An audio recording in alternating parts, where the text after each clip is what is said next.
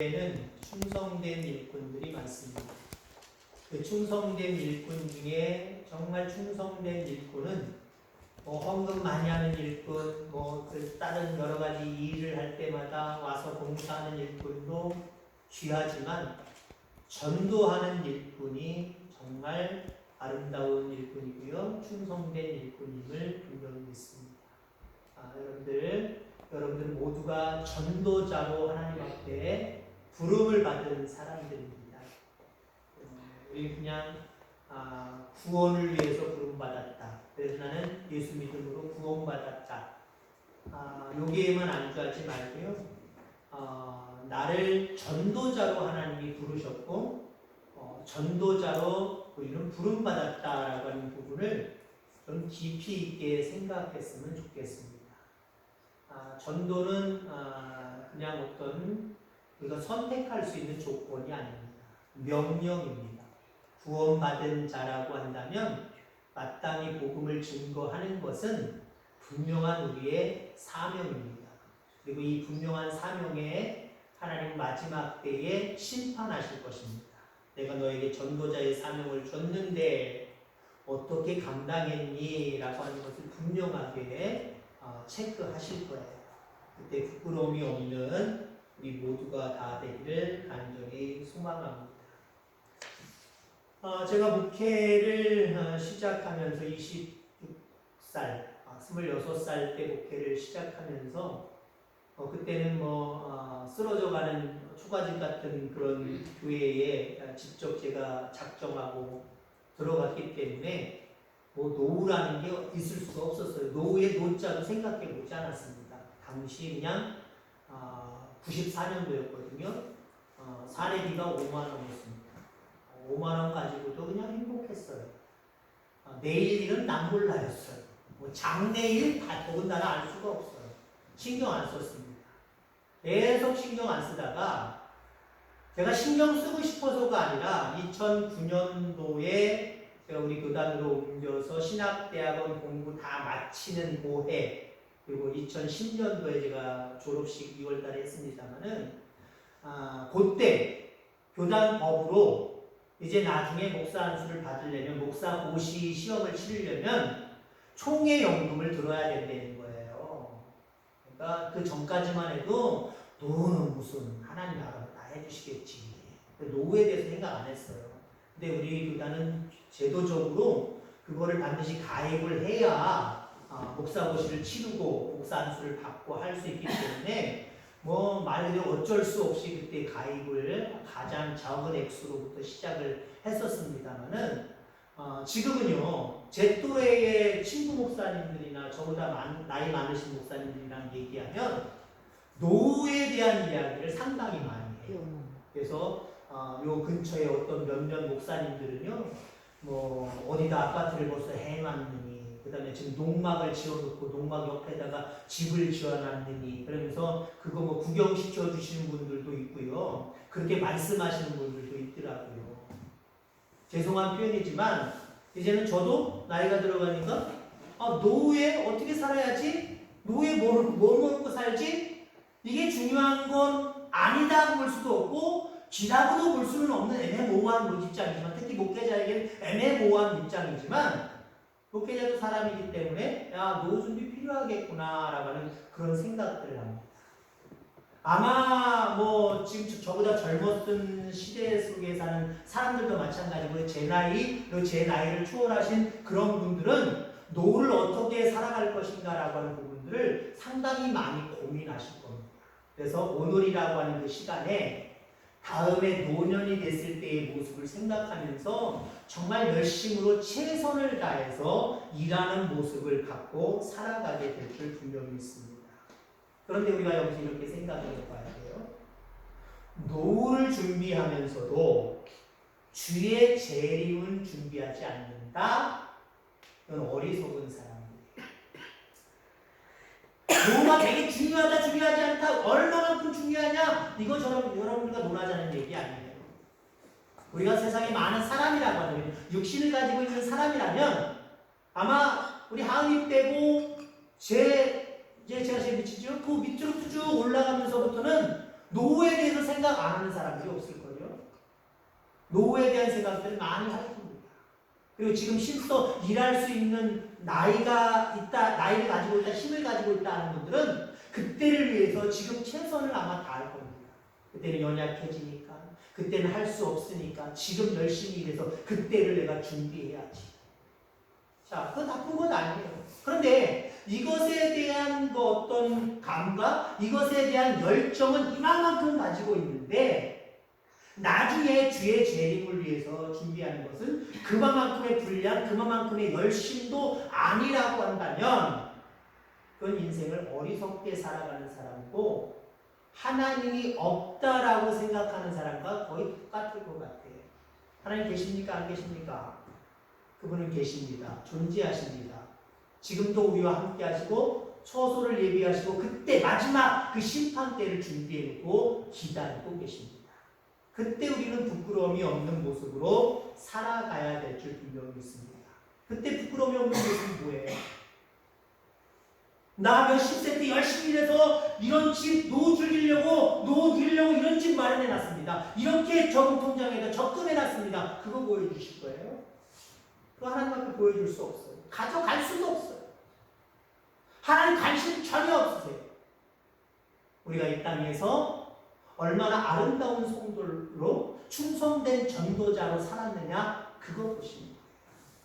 그거 보시고 하나님이 야, 너 영혼의 때를 잘 준비했구나. 그러면서 그 영혼의 때 영원한 생명의 나라 거기 누리게 되어 있는 거예요. 마치 육신적으로 젊었을 때 놀자 그러다 나중에 아이고 어떻게 집도 없고 그 노후를 살아갈 만한 여유도 하나도 없을 때 얼마나 초라합니까? 영혼의 때도 마찬가지예요. 영혼의 때를 준비하지 아니하고 살다가 사명 감당하지 아니하고 살다가 마지막 심판 때에 갔을 때는요 초라해지는 뭐 초라해지는 정도는 그냥 괜찮지요. 비참해지는 거예요. 슬피 울며 이를 가는 정말 후회해도 소용없고 계속 후회만 들어가는 그 아픔이 영원토록 있을 것이다 라고 하는 거죠. 그리고 전도는 하나님이 내게 주신 사명, 다른 말로 얘기하면 명령입니다. 여러분 모두가 전도자로 살아가게 되기를 주의 이름으로 축원합니다. 나는 전도자다. 물론 내게 있는 직분, 나는 집사다, 나는 목사다, 나는 장로다, 나는 권사다. 이것도 중요하지만 더 중요한 게 있어요. 나는 목사다, 나는 전도자다라고 하는 게 중요한 거예요. 아까 명예욕에 대한, 목사의 명예욕에 대한 이야기를 했습니다만은 여러분들 도대체 총회장이 되면 뭐 할 거고 노회장이 되면 뭐 할 거고 단임이 아닌 무임이 붙으면 뭐 할 거고 이게 다 허울이에요. 허울. 자기를 드러내고자 하는 것들이 상당히 많다라고 하는 거죠. 그리고 우리는 주님을 드러낼 수 있게 되길 주의 이름으로 축원합니다. 전도자는 나를 드러낼 구석이 하나도 없어요. 그 단어 자체가 그래요. 전도자, 나를 전하는 것도 아니잖아요. 나를 자랑하는 것도 아니잖아요. 전도자라고 하는 복음, 오직 예수님을 드러내는 거예요. 예수님을 드러내는 거예요. 오직 예수님만 드러내는 저와 여러분들 되기를 간절히 소망합니다. 바울은 9절 말씀에 몸으로 있든지 떠나든지 주를 기쁘시게 하는 자가 되기를 힘씁니다. 한마디로 다른 말로 얘기하면 나는 죽든지 살든지 나는 그냥 늘 전도자가 되기를 힘쓴다 라고 하는 이야기입니다. 주님을 기쁘시게 하는 자. 하나님을 가장 기쁘시게 하는 자가 뭘까요? 돈으로? 그 세상의 어떤 물질로? 그것보다도 하나님은 전도자가 되기를 원하세요. 복음을 증거하는 전도자가 되기를 원하세요. 그 전도를 통하여서 하나님 기뻐하시는 거예요. 우리 찬양했던 것처럼 하나님은 춤추시는 거예요. 부모님들이, 여러분들 부모의 입장이지만 부모님들이 자식들의 무엇 때문에 춤춥니까?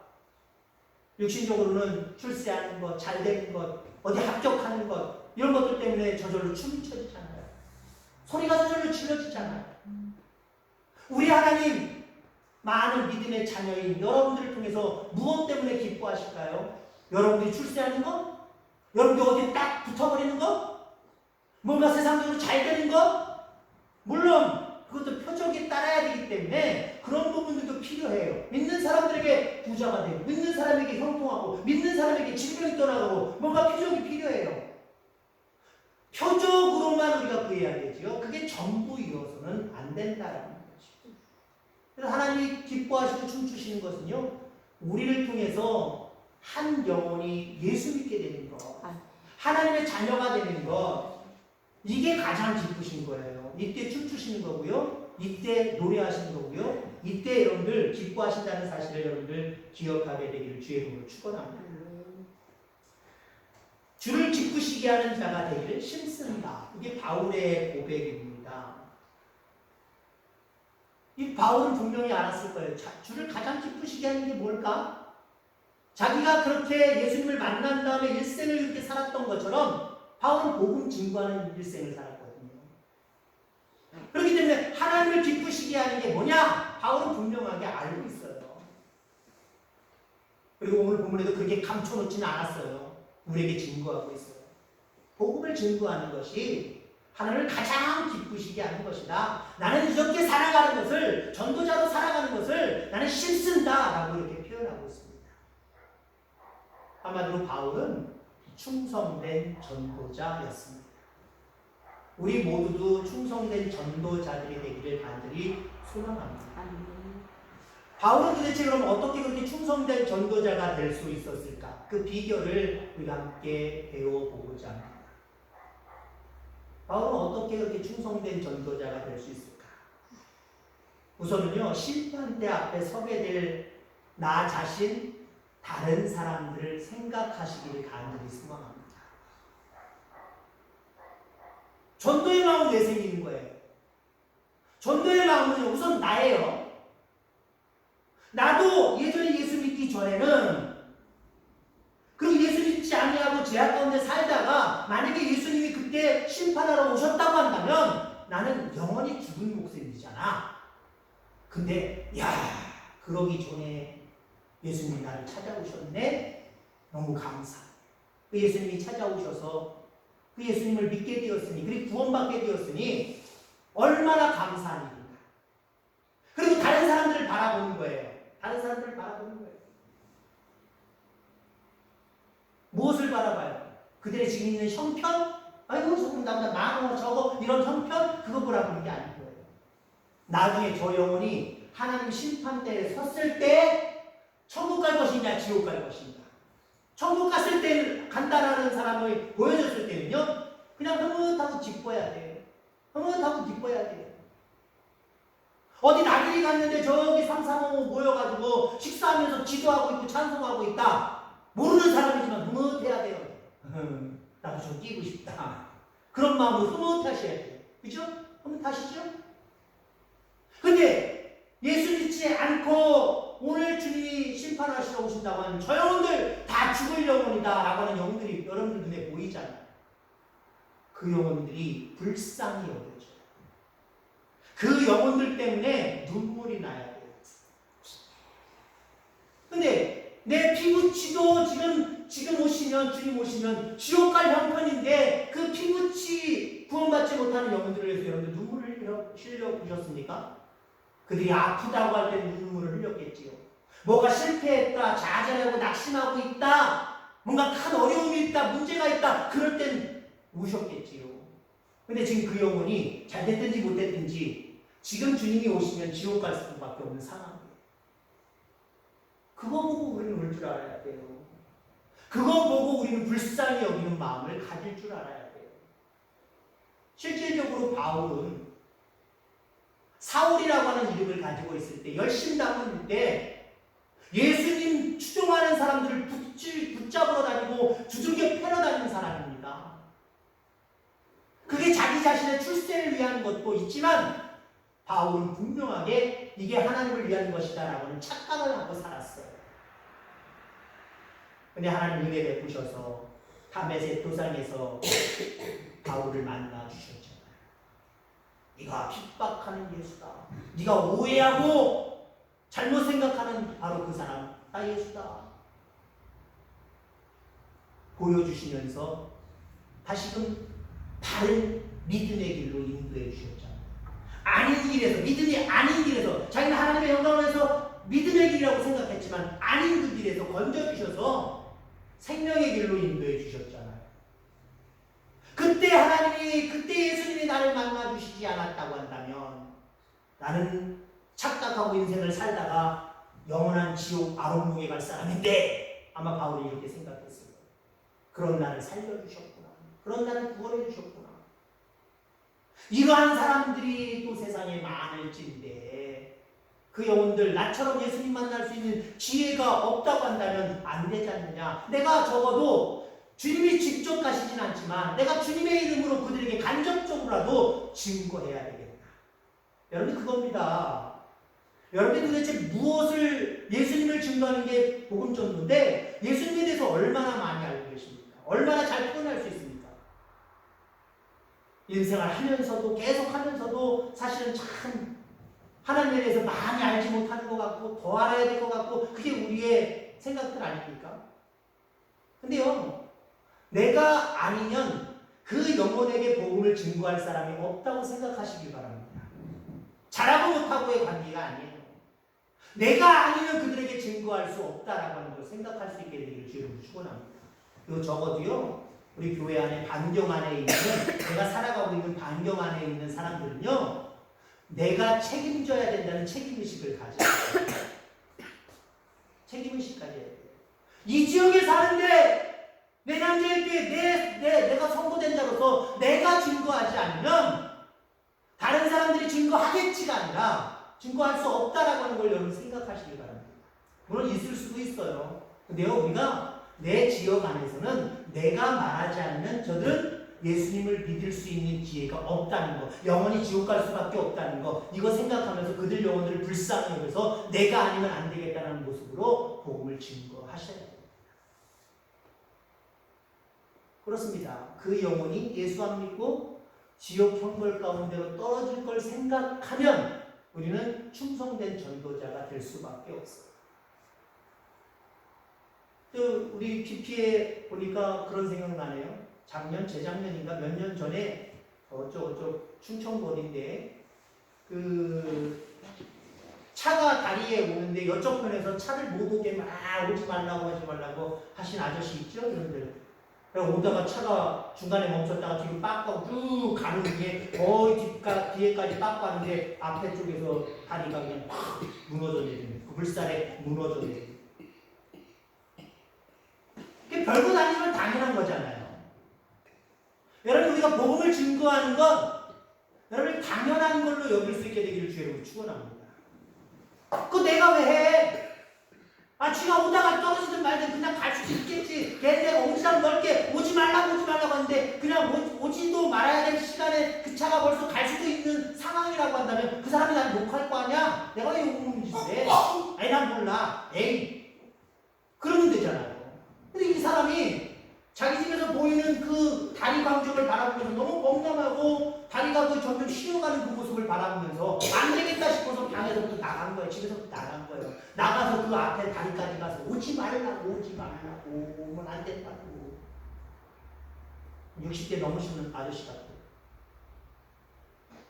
오지 말라고 오면 안 된다고. 지금 빠꾸했잖아요. 빠꾸하는 중에 덜커덩하고 이 아저씨 있는 쪽에 다리들이 두 칸인가 한 칸인가 탁 무너져 내립니다. 거기 지나갔다고 생각해 보세요. 거기서 그쪽에 있는 사람은 죽는 거잖아요. 여러분, 그거예요. 내가 복음을 증거하지 않으면, 내가 집 밖에서 나서서 많은 영혼들을 향하여 가서 그들에게 복음을 증거하지 않으면 그들은 지옥 형벌 받는 겁니다. 하나님의 심판대 앞에서 뜨거운 심판을 받는다는 거예요. 그거 생각하면요, 우리는 살려야지라고 하는 마음은 안 생길 수가 없어요. 그런 열정 가지고 복음을 증거하는 저와 여러분들 다 되어지기를 주의 이름으로 축원합니다. 자, 그 다음에 어떻게 바울은 충성된 전도자가 될 수 있었을까? 강건하시는 그리스도의 사랑 때문이다 라고 이렇게 이야기를 하고 있습니다. 13절 말씀을 먼저 보면, 우리가 만일 미쳤어도 하나님을 위한 것이요 만일 정신이 온전하여도 너희를 위한 것이니, 여기 미쳤다라고 하는 표현을 했죠. 바울은 복음을 증거하는 데 있어서 미친 사람이 됐습니다. 무아지경, 종교적인 무아지경을 이야기하는 거예요. 예수님께 빠져서, 하나님 말씀에 빠져서 그 말씀을 증거하지 않으면 안 되는 그런 사람으로 미쳐버렸다는 거예요. 돌아버렸다는 거예요. 여러분, 그리스도인들은 이런 부분으로 미쳐야 돼요. 그리스도인이면서 세상에 미치고, 그리스도인이면서 돈에 미치고, 그리스도인이면서 명예에 미치고, 이러면 안 되고요. 그리스도인이 정말 미쳐야 될 부분은 복음을 증거하지는 안 된다라고 하는 그 심정을 가지고 복음을 증거하는 일에 미쳐야 돼요. 복음을 증거하는 일에 미쳐요. 복음을 증거하는 데 미쳐야 된다니까 모든 시간 다 단절시키고 오직 그 일만 해야 된다? 물론 그런 사람들도 있어요. 너무 극단적인 사람들도 있어요. 물론 이단적으로 많이 바라볼 수 있는 사람들입니다만 그런 사람들이 있어요. 근데 하나님 그걸 원하시지 않아요. 일상적인 모든 삶 속에 여러분들이 진정으로 전도하며 살기를 간절히 원하시고 계시는 그 하나님의 모습을 기억하게 되기를 주의 이름으로 축원합니다. 바울은 이렇게 정말 미칠 정도로 복음을 증거하는 충성된 전도자가 된 이유를 14절에 이렇게 이야기를 하고 있습니다. 그리스도의 사랑이 우리를 강권하시는 거다. 아주 강력하게 우리를 밀고 계시다는 거예요.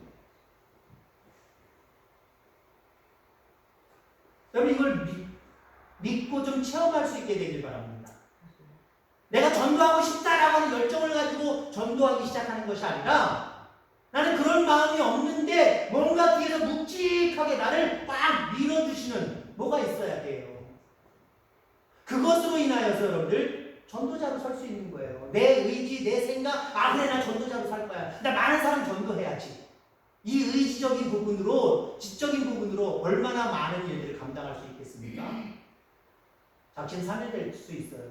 아니 오늘 그렇게 작정하고 금방 나서면서 금방 몰라 오늘 바빠. 그리고 흐지부지 될 수도 있어요. 근데 뭔가 밀어주시는 그것이 있어야 되는데 뭔가 밀어주시는 게 뭐라고요? 강권하시는 사랑. 그 사랑이 나를 강권한다라고 이야기합니다. 그러니까요.